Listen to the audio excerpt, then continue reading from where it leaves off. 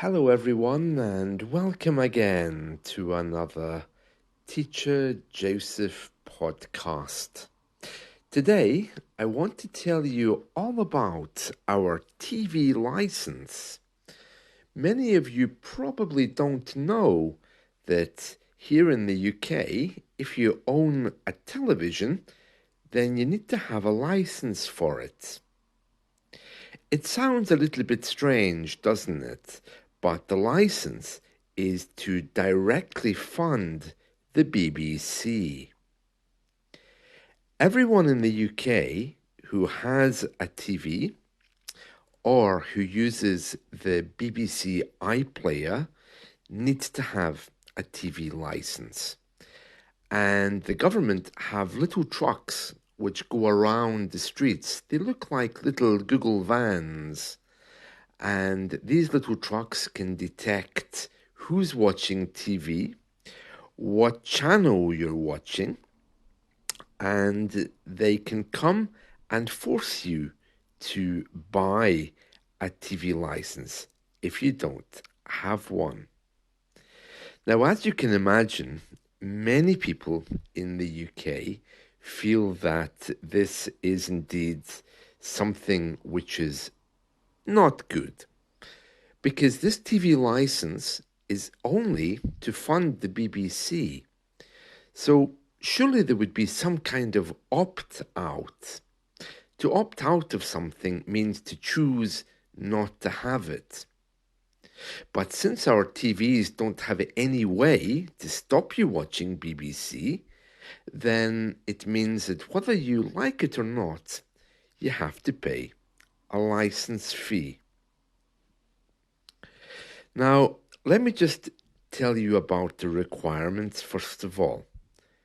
In Britain, any household watching or recording TV transmissions at the same time as they are being broadcast is required by law to have a TV license.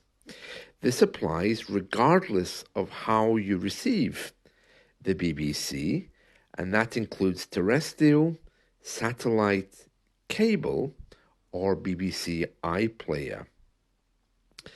And the TV license is the main way, the instrument used to raise revenue to fund the BBC. Now, I mentioned that, as I did before, that this TV license is required to watch the BBC. But actually, if you own a TV, and even if you never watch the BBC, the fact that the TV can receive it means that you need a license. It was introduced originally way back in 1923, and it was in those days for radio and television. And then they got rid of the radio parts and they kind of extended it a little bit when the internet came. Since 2021, the annual cost has been £159 for colour and £53.50 if you own a black and white TV. The total income from license fees in 2017 and 18 was 3.83 billion. Now that's a lot of money, isn't it?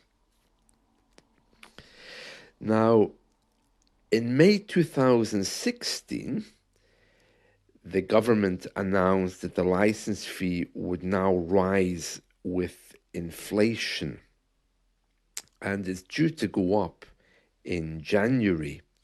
So many people, of course, aren't happy about this. I pay it quarterly, which means that every 3 months they take a little bit off my bank account. I don't like it, but I like to have the TV. I have a smart TV, And there probably is a way, if I wanted to get rid of the BBC, but I'd still have to pay the license fee anyway. The TV license fee is collected by the BBC, and the collection is the responsibility of the BBC's Finance and Business division. But when they come around the streets, they use very strong tactics to try to force you to get a license. And if you don't have one, even if you've had a TV for a number of years, they will tell you to go and get one immediately, but they won't usually ask for back payments. But it is a criminal offense not to have a TV license, so things can get nasty. Although the money is raised for and is used by the BBC does not directly use the collected fees. It goes into some big fund and then it's passed over by the government. Although the BBC is responsible for the TV license, they use another company to enforce it, and that company is called Capita, which is one of the major financial services companies here in the UK. And then they use subcontractors to actually go and collect it. A TV license, once they issue it, is valid for 12 months, and you can buy it at the post office. And as I mentioned before, not everyone's very happy. In fact, one person I remember took the government to court to prove that they had actually physically amended their TV so that there was no way they could receive the BBC. In recent years, however, the government has reclassified this fee as a tax rather than as a service charge. And by doing that, it said, actually, you need this license to watch anything on TV.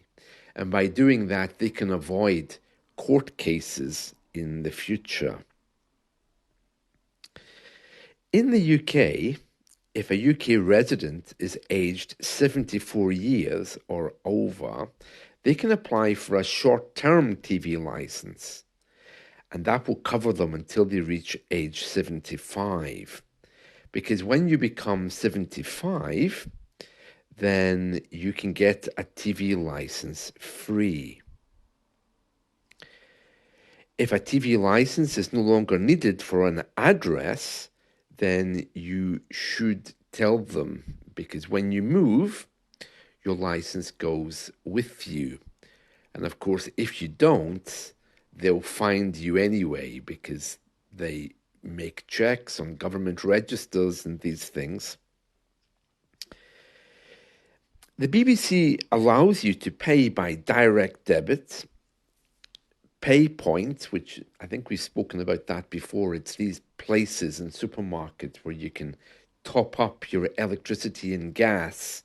I've told you before that here we can buy electricity and gas on meters in the same way as we do for mobile telephones. There's other ways we can do it as well. Depending on where you are in the UK, there are some other schemes available for older people or people who are blind, because of course people who are blind can't see the TV. And I hope that gives you a little bit of information about our TV license. It can get very complex and people can get very, very bitter at having to pay this. If you have a TV and you use it only for computer purposes as a monitor, then you can prove to them that you're not watching TV and you won't need a license. But remember, from their truck outside, they will know if you're watching TV with it. but you'd have to invite them into your home and show them there's no wires, no boxes, and nothing to receive BBC or other TV channels. And there we are. So I hope you found this very interesting. It's a little bit odd, though. I mean, they do have power to temporarily stop license enforcement. For example, during the Queen's Jubilee, which happened a few years ago, they issued a dispensation to stop the need for a TV license. I don't know how long it lasted for, while the Queen's celebrations were being broadcast. It's a little bit bizarre. Apparently, the evasion rate, that's the people who don't pay, the evaders, the ones who refuse to get a license, they come in at around 6 or 7%. So they initially get the letter, and then they get a phone call, and they also get a visit from the customer service agents. And if you don't cooperate with them, they can immediately penalize you. And that's it. That's all I wanted to say. So, yeah, they go around with these handheld detectors, and they also have detection technology, and they can even get search warrants to check your home. In the old days, especially in the 1970s, it was very common for people to try to hide from the TV license people. Um, in Scotland, things are a little bit different. There, people were asked to pay a fine and they're given a warning, but in England, it can be a lot more serious. I think you can get your name sent to the court in Scotland. And 2014, 275 people were caught without one, 174 were warned, 12,000 people faced a fine for trying to avoid it, and 10 went to court. So, yeah. I have to say, I don't mind paying the TV license, but I find that in these days where everyone's worried about COVID and poverty and everything else, it seems strange that the government would be so worried about the TV licensing. Anyway, the BBC announced this year that they have to make a saving of something like £5 billion. I had no idea there was as much money invested in the BBC. And to be honest, I can't remember the last time I watched the BBC, but they're making all kinds of changes to their programs.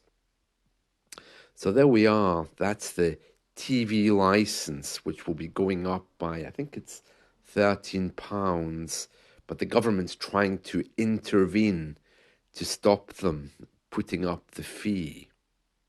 You see, here, the government and the BBC are completely separate entities. The government doesn't want to use the BBC as their mouthpiece, even though it's technically at least partially owned by the government.